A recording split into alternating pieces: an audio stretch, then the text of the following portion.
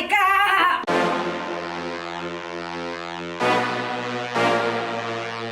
Every time I watch a perfectly executed action scene in a movie, I'm reminded of how the storytelling of action scenes and the storytelling in pro wrestling are the same. They both follow the exact same formula within their own medium. However, action scenes are limited by time. Unless it's the final fight in Young Master with Jackie Chan getting high off of opium water. Oh, the bong water! While pro wrestling has the restrictions of being pro wrestling. But also having one single take only. It's like an action scene in a theater, but less rehearsed. Either way, the parallels are 100% there for me. Point being, well, I recently watched a movie called Baby Assassins from 2021, and while this isn't a pure action film, as it leans more into the comedy and the hangout sessions of these two wonderfully hilarious characters, when it does get into the action, it 100% reminds me of pro wrestling.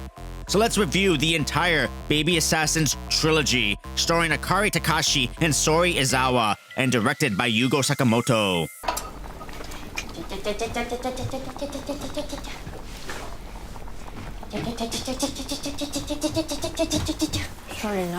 Baby Assassins is a very easy concept to grasp. Gen Z assassins who work for a guild that pays for everything, but they have to integrate into society and thus get part-time jobs.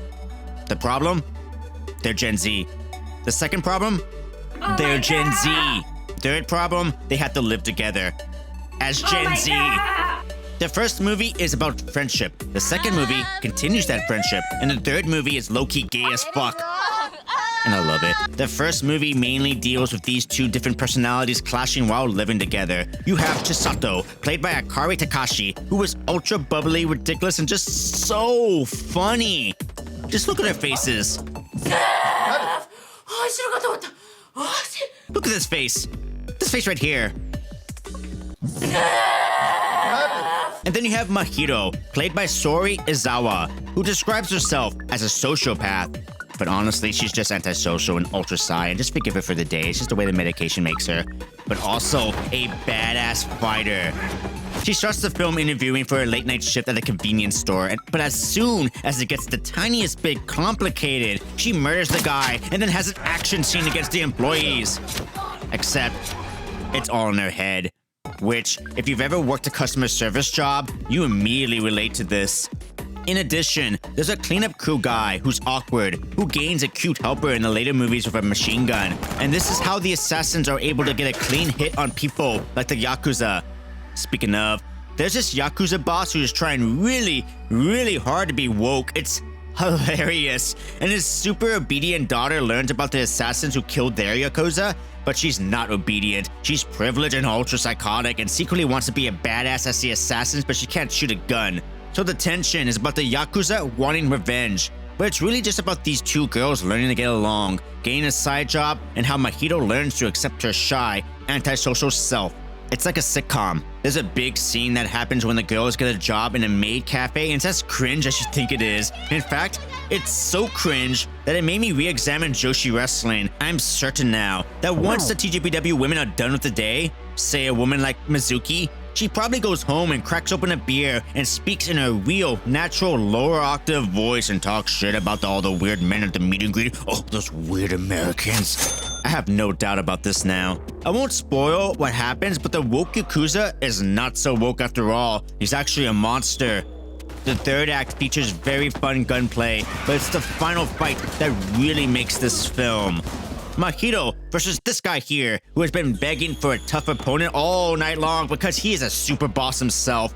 Their fight is so cool. My god, it's so cool. The movement is so much fun, and it follows the storytelling methods of pro wrestling. You have the babyface in Mahito versus the badass heel. Even at the start, as they figure each other out, it's clear that the baddie is much stronger and has better technique. After beating on Mahito and getting the advantage, there's taunting for heel heat, and Mahito has this look of desperation, realizing she cannot beat this man on pure strength alone. She has to use strategy.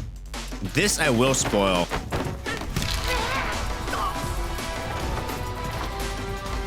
Baby Assassins is a very fun film and has a POV from a cake. That made me so happy.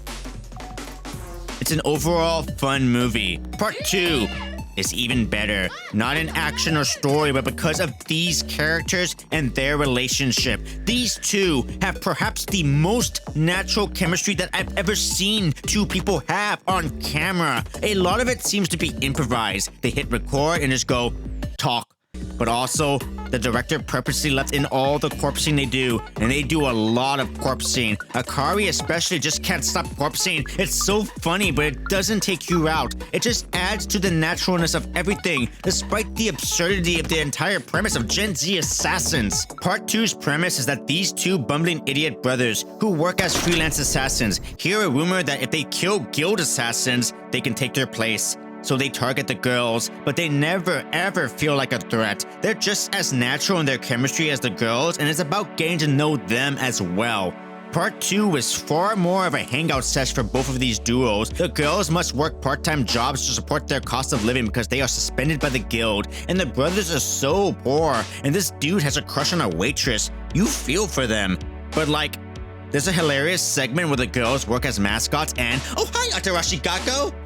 Oh, that's so random. And they have a fight scene as mascots where they pull a palm Harajuku, attacking the shins.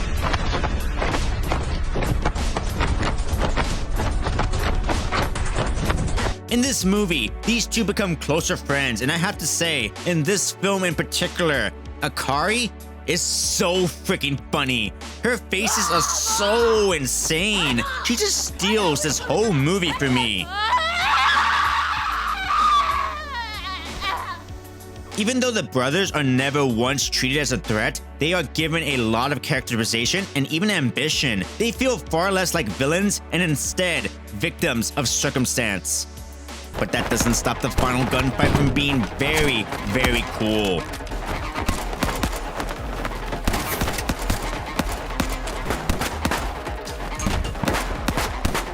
Nor does it stop the final brawl between my hero and the brother being excellent. Once again, we follow the rules of pro wrestling. We know Mahito is a kick-ass fighter. We don't know the skill level of the brother. This doesn't seem like a major threat. There's a feeling out process like you get in the opening of wrestling matches. There's technique, rolling around, and submissions. There's this escape that's actually been done in wrestling. The brother seems in over his head until he lands a lucky strike that knocks Mahito off balance. Something Sori does very well. Now the brother is in control. He gets confident, starts kicking ass, and then breaks Mahito's neck with a Brazilian kick the side of a Risa Hoshiki and kills her. He has won the fight. Mahito is dead. No, it was in his head all along. In reality, he's been getting his ass kicked the whole time. This isn't a heel versus face scenario. The underdog is the brother, and it symbolizes the theme of overambition in a world that doesn't pay their workers enough. Relatable. And tragic. They even stop mid-match and have a promo. There are so many little things in this fight that are just, in my opinion, clever, and it makes it so much fun to watch. Also, the Foley is insane. I bet the person doing the cloth track was having a blast, like.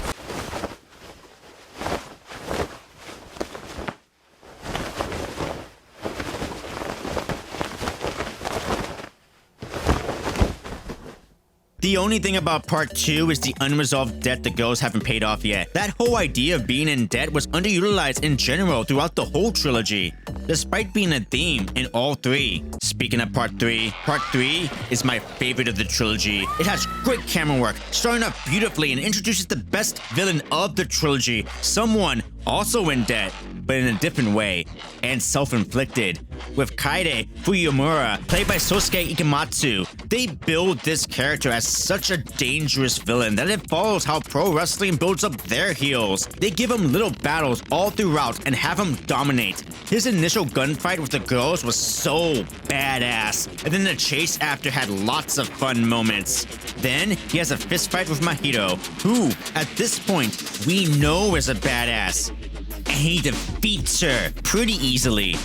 He is clearly better, and even shows Mahito mercy, which she takes. This becomes the crux of Mahito's self-doubt in this movie. She lost the first match against the villain, and now we know that they will clash again, and it will be epic. And oh, it is epic. The gunplay in this film is some of the most fun I've seen since Equilibrium or The Way of the Gun, and they give us many characters for even more action scenes. The third film in particular is far more action-oriented, but it also adds a tension that the other two films do not have. It's greatly needed to cut the comic relief and natural chemistry of the leads.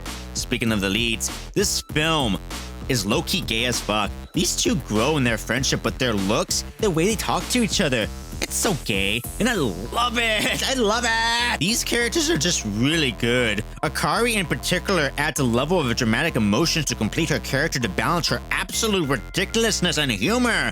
And she shows how good of an actress she can be with the drama. But Sori Izawa leveled up her acting game in this one. Her looks, her emotions, very well done. Sori Izawa is the future in action stars. I love this movie. The cinematography, the action, the gunplay, the well-built-up villain. There's room for scenes to breathe. The natural chemistry of the leads grows further. The cute cleanup crew girl has a machine gun again, and look at that smile. And it genuinely feels like the director hit record and just let them talk. But again, it's all about the final fight and how wrestling coded it is.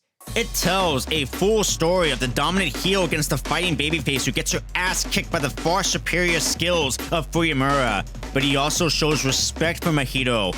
They cut promos to each other and reveal that they are having fun fighting each other. And this is Fuyamura's hubris. Watch this fight. It's so good. So good. In fact, just watch the whole trilogy. I mean, I've spoiled enough of it, but if you're still here and haven't seen it, watch it. All 3 films are free on YouTube. There's also a TV series, Baby Assassins, every day, that I will be watching but not reviewing, and I look forward to hanging out with these characters. They are fully realized 3-dimensional characters who are gay for each other. I just want more of that. Come on, give me that. This might be my favorite trilogy of all time. Just a whole lot of pure fun. Pure fun. Right, Akari?